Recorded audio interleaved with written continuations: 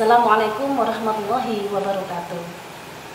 Bapak Ibu, saudara-saudara, sahabat-sahabat, segenap masyarakat Indonesia pada umumnya, dan segenap warga masyarakat Desa PP Sedati pada khususnya.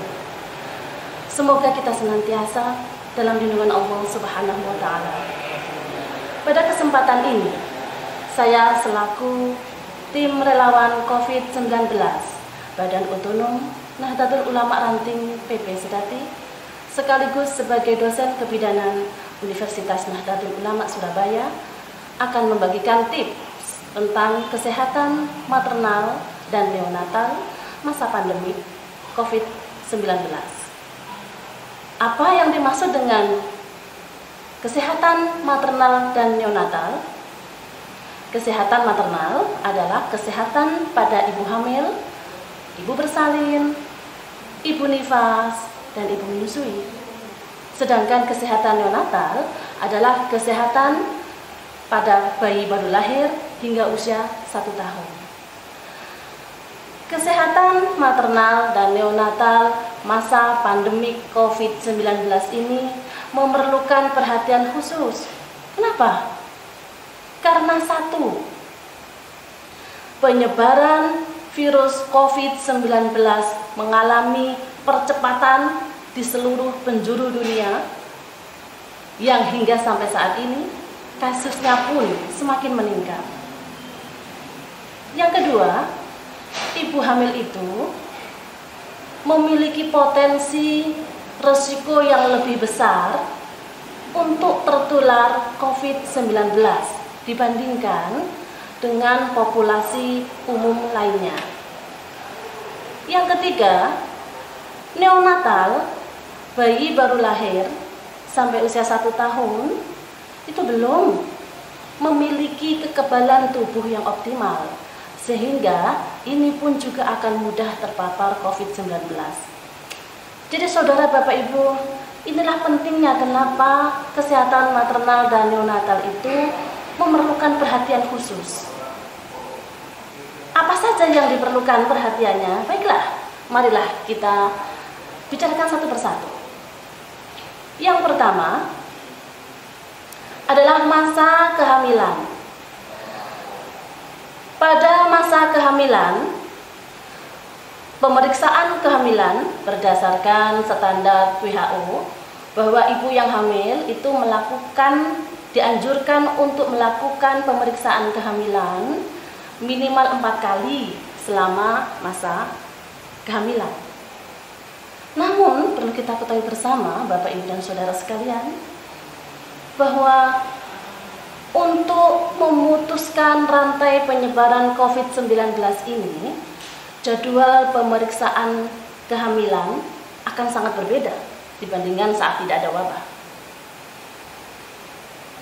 Jadi pada usia kehamilan di bawah 11 minggu, ibu hamil masa pandemi COVID-19 ini tidak perlu melakukan pemeriksaan kehamilan.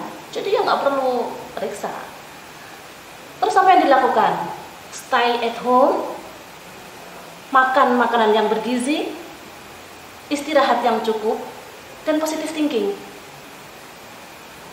Selanjutnya, pada usia di atas 11 minggu sampai usia 36 minggu, yakni 9 bulan, ini boleh melakukan pemeriksaan kehamilan hanya saat ada keluhan. Tentunya keluhan ini yang berhubungan dengan kegawat daruratan maternal dan neonatal. Apa saja keluhan-keluhan yang mengarah pada kegawat daruratan maternal dan neonatal? 1. Apabila ibu hamil mengalami nyeri kepala yang hebat. Artinya saat ibu dibuat tidur, rebahan, istirahat, nyeri kepala itu menetap, tidak hilang. Ini bahaya. Yang kedua, pandangan mata kabur. Ini salah satu gejala preeklamsi, perlu perhatian. Yang ketiga, sesak nafas. Yang keempat, mual muntah berlebihan, mengalami hiperemesis. Setiap ada intake makanan yang masuk, ibu ingin muntah. Ini bahaya juga. Yang kelima, saudara, jantung berdebar-debar. Yang keenam, nyeri ulu hati yang sering. Ini pun juga salah satu gejala preeklamsi. Selanjutnya kita turun di perut, tanda bahaya kedaruratan. Ibu merasa gerakan janin berkurang. Normalnya dalam 1 kali 24 jam gerakan janin itu minimal 10-12 kali. Jadi saudara, kalau ada ibu hamil mengeluhkan kalau gerakannya kok berkurang, kurang dari itu, maka ini indikasi adanya gawat janin. Harus kontrol. Ya.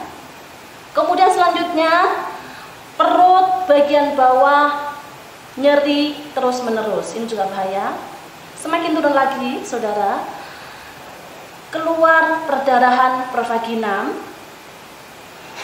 atau pecah air ketuban secara tiba-tiba. Dan juga tanda bahaya lagi adalah ibu mengalami hipertensi atau tekanan darah tinggi. Ini adalah gejala preeklamsi. Jadi kalau ada salah satu saja ibu mengalami keluhan kegawat daruratan itu, ibu harus segera kontrol. Namun saudara, jika ibu hamil tidak ada keluhan apapun, sehat-sehat, happy, maka tidak perlu kontrol dulu, tahan sampai usia 9 bulan. Ya, cukup ibu hamil stay at home, kemudian makan makanan yang bergizi, istirahat yang cukup, positive thinking. Usahakan jangan lupa bahagia, ya. Sampai usia 9 bulan. Setelah usia kehamilan 36 minggu atau 9 bulan, nah ini baru ya dianjurkan untuk melakukan pemeriksaan kehamilan 1 minggu 1 kali sampai menjelang persalinan. Jadi ini adalah jadwal pemeriksaan kehamilan masa pandemi COVID-19. Ini perlu kita perhatikan bersama untuk memutuskan mata rantai penyebaran COVID-19.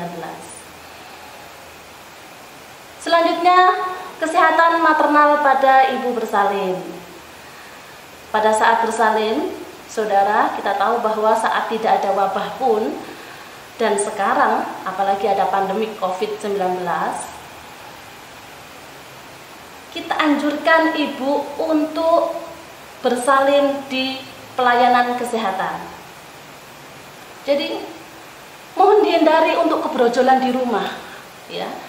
Oleh karena itu hal ini memerlukan kesiagaan dari suami dan kesiagaan keluarga. Jadi kalau ada ibu yang sudah merasakan kontraksi persalinan, segera berangkat ke rumah sakit dengan tetap memperhatikan protokol kesehatan pandemi COVID-19, jaga kebersihan, memakai masker, dan physical distancing, ya, jaga jarak, dan pergi ke rumah sakit. Setelah itu, setelah ibu melahirkan, ibu akan mengalami periode nifas. Pada nifas ini, saudara, ibu tetap berkewajiban untuk memberikan ASI, karena ASI itu memang satu-satunya makanan yang terbaik bagi bayi. Mengandung zat kekebalan tubuh yang tidak dipunyai oleh susu formula dan makanan apapun untuk bayi, paling sesuai. Ya, tetap namun dijaga untuk penularan secara droplet ke bayi. Ibu antisipasi menggunakan masker saat menyusui. Bahkan saudara, Bapak Ibu sekalian,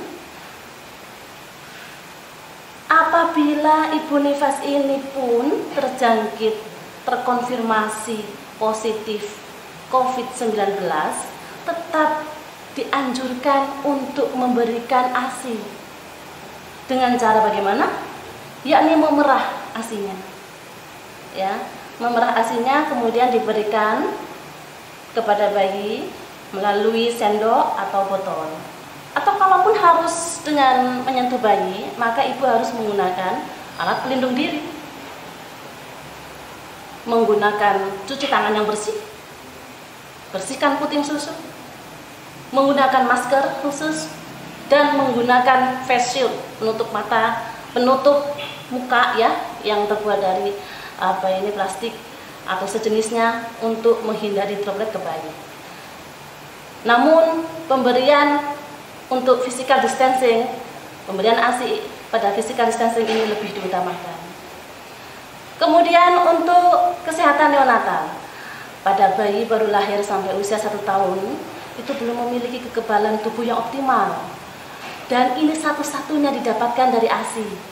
Jadi tetap ASI ini diberikan, tetap ibu harus menyusui, sehingga diharapkan bayi pun tetap sehat pada masa pandemi COVID-19.